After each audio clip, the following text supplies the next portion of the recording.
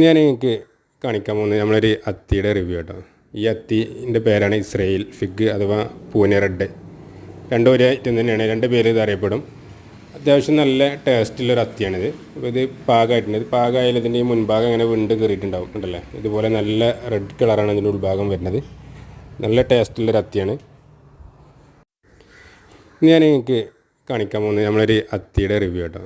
ഈ അത്തിൻ്റെ പേരാണ് Israel fig അഥവാ പൂനെ റെഡ്. രണ്ടും ഒരേ ഐറ്റം തന്നെയാണ്, രണ്ട് പേര് ഇത് അറിയപ്പെടും. അത്യാവശ്യം നല്ല ടേസ്റ്റുള്ളൊരു അത്തിയാണിത്. അപ്പോൾ ഇത് പാകമായിട്ടുണ്ട്. ഇത് പാകമായാലും ഇതിൻ്റെ ഈ മുൻഭാഗം ഇങ്ങനെ വിണ്ട് കയറിയിട്ടുണ്ടാവും ഉണ്ടല്ലേ. ഇതുപോലെ നല്ല റെഡ് കളറാണ് ഇതിൻ്റെ ഉൾഭാഗം വരുന്നത്. നല്ല ടേസ്റ്റുള്ളൊരു അത്തിയാണ്. നമ്മുടെ നാട്ടിൽ ഏറ്റവും കൂടുതൽ അത്തിയിൽ ഏറ്റവും കൂടുതൽ നല്ല കായ പിടിക്കുന്ന ഒരു ഐറ്റം കൂടിയാട്ടെ ഈ ഒരു വെറൈറ്റി. അത്തിയൊക്കെ വെക്കുന്ന സമയത്ത് ആരെങ്കിലും വെക്കുകയാണെങ്കിൽ ഈ ഒരു ഐറ്റം സെലക്ട് ചെയ്തുകൊണ്ടു. എന്താണെന്ന് വെച്ചാൽ നമുക്ക് എപ്പോഴും അത്തിപ്പഴം കഴിക്കാൻ പറ്റും. ഒരുപാട് കായ ഉണ്ടാവും ചെയ്യും ചെറിയൊരു മരത്തുമ്പോൾ തന്നെ. ഇതാണ് അതിൻ്റെ തൈ. നമ്മൾ ഡ്രമ്മിലാണ് വെച്ചിട്ടുള്ളത്. ഞാൻ ഇതിൻ്റെ ഈ ഒരു കമ്പ് നമ്മുടെ നാട്ടിൽ ഏറ്റവും കൂടുതൽ അത്തിയിൽ ഏറ്റവും കൂടുതൽ നല്ല കായ പിടിക്കുന്ന ഒരു ഐറ്റം കൂടിയാട്ടെ ഈ ഒരു വെറൈറ്റി.